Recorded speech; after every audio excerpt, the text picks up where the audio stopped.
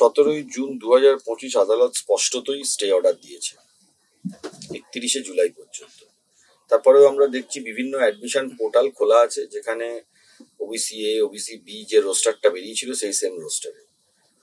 এই সময় তো এটা করা যায় না, এবং আদালত জানিয়ে দিয়েছে খুব স্পষ্টতই যে 2010-এর আগে যে 66টা কমিউনিটি আছে তাদেরকে ওবিসি সংরক্ষণ দিয়ে বাকি যারা জেনারেল টেনারেল যে রোস্টারগুলো আছে তাই দিয়ে সবার অ্যাডমিশন চালাবে। কারণ 2010-এর আগেও তো পশ্চিমবাংলায় রিক্রুটমেন্ট বলুন, অ্যাডমিশন বলুন হতো।